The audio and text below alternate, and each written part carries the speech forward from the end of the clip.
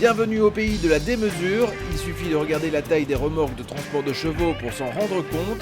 Cette semaine, EquiTV vous fait découvrir l'équitation côté USA. Non pas l'équitation western, mais bien l'obstacle, un monde de différence par rapport à ce que nous connaissons en Europe. Pour nous servir de guide, David Sterckx, un Belge établi en Californie depuis 7 ans, son métier, entraîneur. J'étais pas trop doué quand j'étais petit, j'avais pas trop envie de monter parce que j'avais un poney qui me jetait par terre tous les jours. À l'âge de 13 ans, comme on habitait aux écuries, au country en Belgique, j'ai recommencé à monter tout seul sur un poney, puis j'ai commencé à bien aimer, puis j'ai fait des concours, et puis rapidement j'ai été au championnat d'Europe poney, j'ai gagné le championnat de Belgique poney. Je suis passé en junior, donc j'ai été en poney avec Jane Rocco, puis en junior avec Jean-Christophe Méli, puis avec Jos Kums et la famille Pessoa, donc tout ça c'était vraiment très très bien. La carrière de cavalier de David aurait pu s'arrêter là puisqu'il se dirige alors vers un autre sport. À l'âge de 18 ans, donc j'ai arrêté l'équitation pendant une douzaine d'années et j'ai commencé les courses automobiles où ça s'est très bien passé aussi. Bon, les sponsors en Belgique pour la course automobile c'était fort difficile et j'ai recommencé à monter à cheval et au bout de 2-3 ans j'ai déménagé ici où j'ai commencé à travailler dans l'écurie ici avec ma sœur. S'offre alors à lui une carrière d'entraîneur, il raccroche alors une nouvelle fois sa selle. Je ne monte plus réellement en concours, je me suis consacré plus à entraîner des jeunes cavaliers et honnêtement ça me plaît assez bien et je pense que j'entraîne mieux que je ne monte.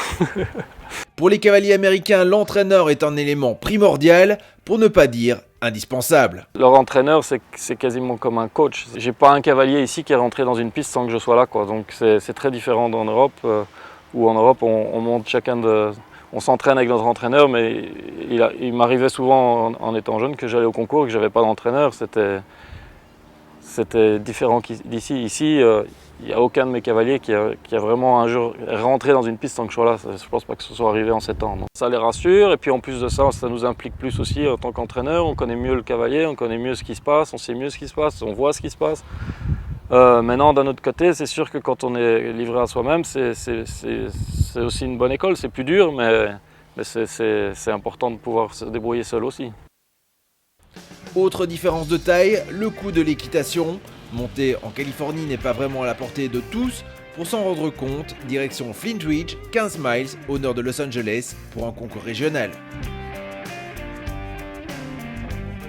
Où en Belgique, l'équitation s'est démocratisée depuis de nombreuses années, c'est loin d'être le cas aux États-Unis, où monter à cheval en compétition coûte encore très, mais alors très cher.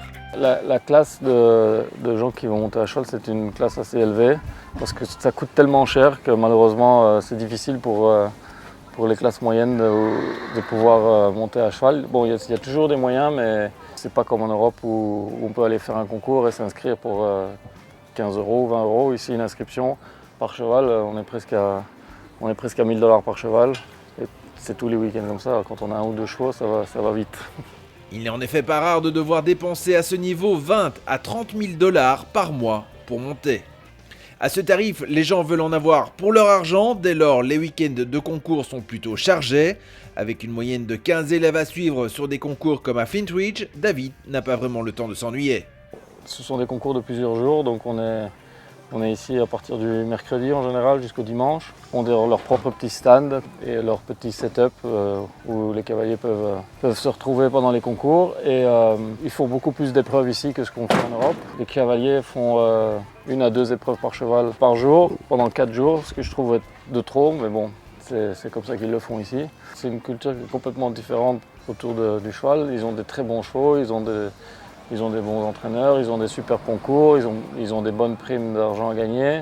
On est ici avec 15 cavaliers, 15 chevaux. En général, pour la plupart, c'est des adolescents, voire même des enfants. Et c'est pas évident parce qu'il faut vraiment les encadrer.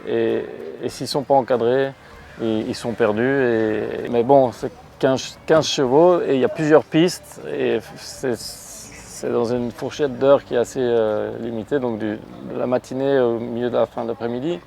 Donc ouais, c'est courir dans tous les sens et c'est stressant parce que les enfants, les cavaliers sont stressés, les parents sont 2 fois plus stressés.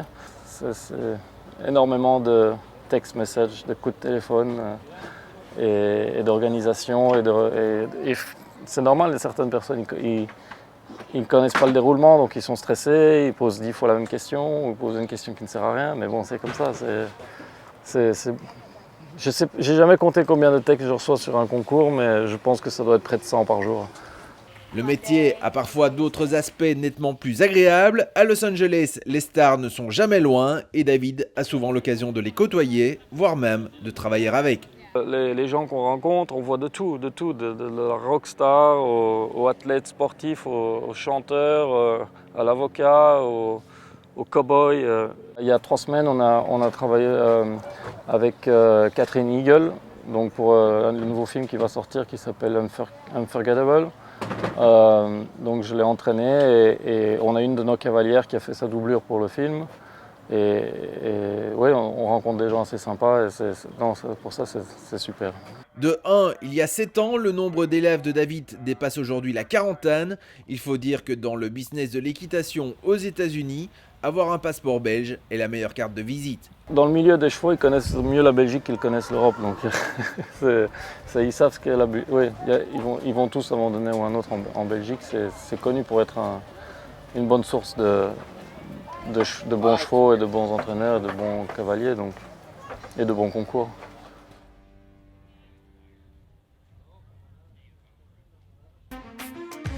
EquiTV avec l'Equimag et MC Guillaume, véhicule utilitaire.